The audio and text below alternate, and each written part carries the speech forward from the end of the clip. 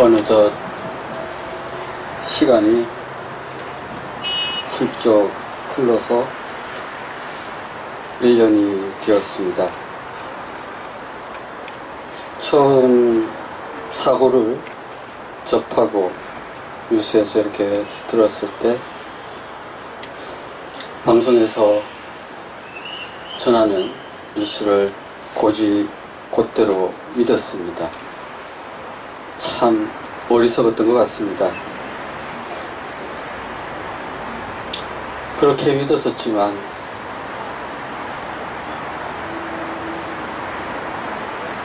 아이들과 또 희생되신 다른 분들은 돌아오지 못하셨습니다. 그래서 이제 안산에 합동 분향소가 차려지고 나서 도저히 이렇게 제 자리에 가만히 있기가 답답해서 밤늦게 합동 분향소를 갔습니다. 원래 가면서 생각했던 것은 천천히 그곳에 좀 있으면서 사진을 이렇게 한 명 한 명 아이들의 얼굴들 또 희생되신 분들의 얼굴을 보면서 가슴에 그들의 얼굴을 새기고 싶었습니다. 그런데 여러분들 뭐 아시겠지만 당시 많은 국민들께서 급작스러운 그런 비보에 많이들 조문객으로 찾아오셨고, 그러다 보니까 그 진행하는 측에서, 주최 측에서 배당 시간을 상당히 짧게 해줬습니다. 그러다 보니까 한 줄씩 이렇게 이제 행계를 쭉 써서 한 1분 정도, 1분 30초 정도 있었던 것 같습니다. 서 있었던 것 같습니다. 그래서 앞서 말씀드렸던 대로 원래 계획은 한 명 한 명의 얼굴을 다 가슴에 담아오고 싶었었는데 도저히 시간이 그렇게 안 됐습니다. 그리고 그 합동 분향소 문을 나서서 차로 발길을 옮기는데 차마 발이 떨어지지가 않았습니다. 그리고 자동차에 앉아서 시동을 걸려고 했었는데 시동을 걸 수가 없었습니다. 그때 제 느낌은 여기서 내가 차 시동을 걸고 출발하면, 떠나면 아이들을 다시금 두고 저만 가는 것 같았기 때문입니다.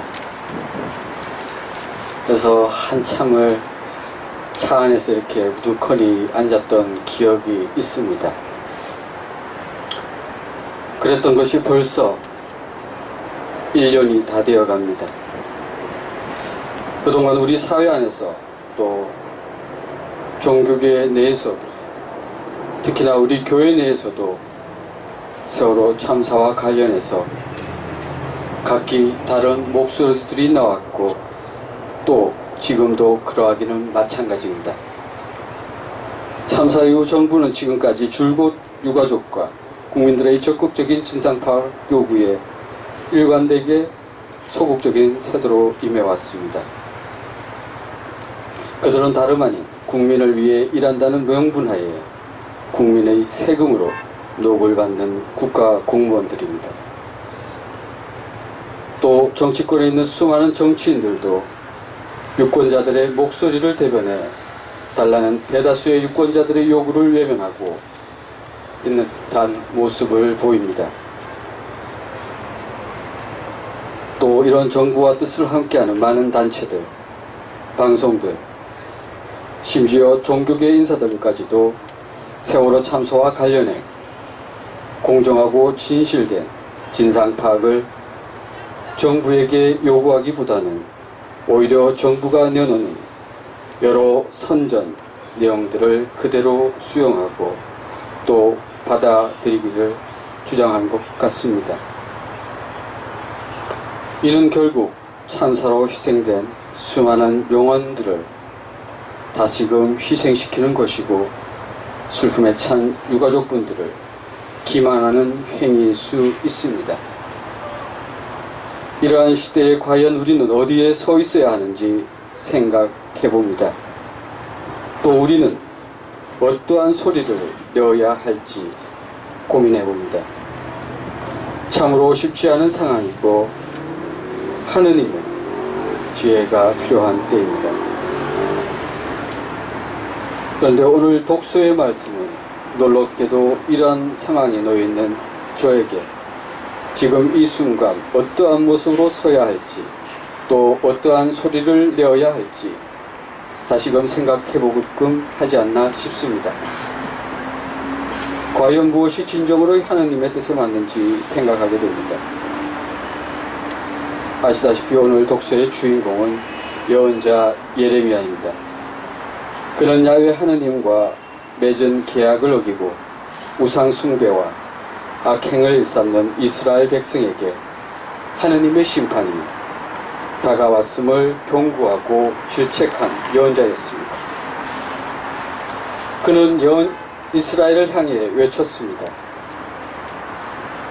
하느님의 백성이란 자들이 남을 속여 약탈해온 재산으로 제 집을 채우고 남의 권리 같은 것은 아랑곳 없다는 듯 고아의 인권을 짓밟고 빈민들의 송사를 공정하게 재판해 주지도 않는다 하고 외쳤습니다.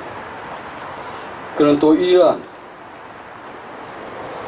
비판을 왕과 권력자들 앞에서도 서슴지 않고 했습니다. 때문에 당시 많은 세력가들에게 예언자 예레미야는 배척의 대상이 되었고 그로 인해 개인적으로도 많은 고통과 박해를 받아야 했습니다.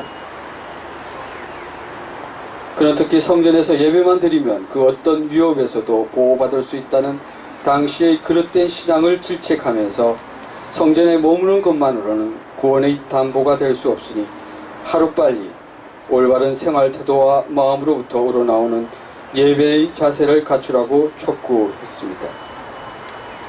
또 그렇게 할 때에만 하나님께서는 새로운 계약을 통해 심판받는 당신의 백성을 새로 모아 새 공동체를 이루신다고 예언했습니다.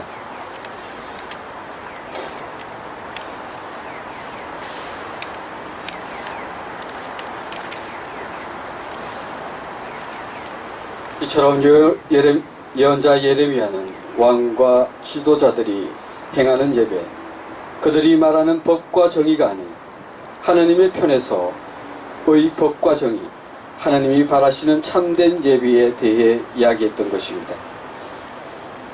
그리고 하나님께서 바라시는 참된 법과 정의는 곧 힘없이 자신의 권리나 일권을 짓밟힌 이를 일으켜 세우는 것이고 고통당하며 울부짖는 억울한 이들의 소리에 귀 기울이는 것이라고 부르짖습니다.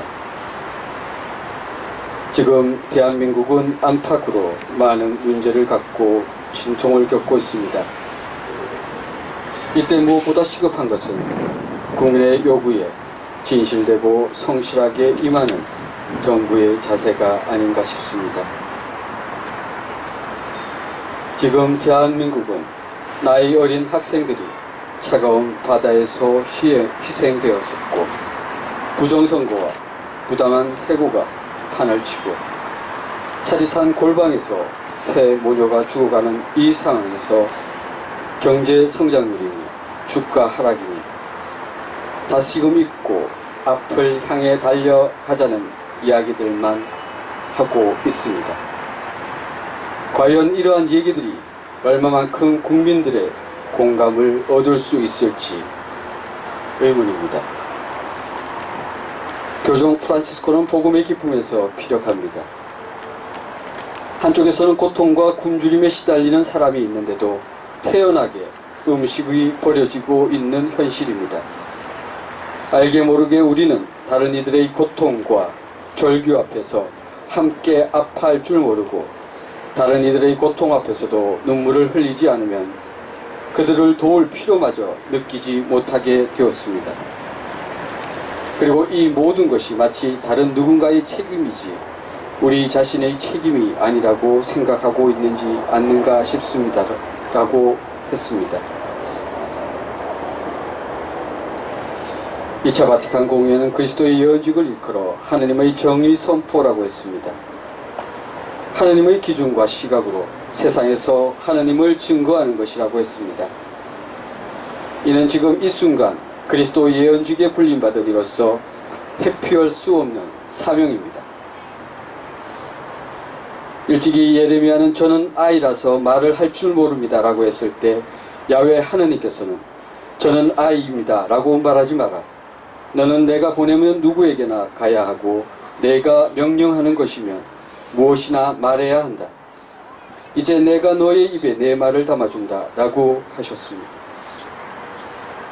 그러므로 우리에게 지금 벌어지고 있는 수많은 불의와 고통에 함께 맞서 그분의 말씀을 전해야 하는 것이 또 다른 예언자로서 또 그리스도의 예언직에 참여하는 이로서 삶이 아닌가 싶습니다. 그리고 이것은 선택이 아니고 의무일 것입니다. 사랑의 아들은 많은 이들의 몸값으로 자기 목숨을 바치러 왔다.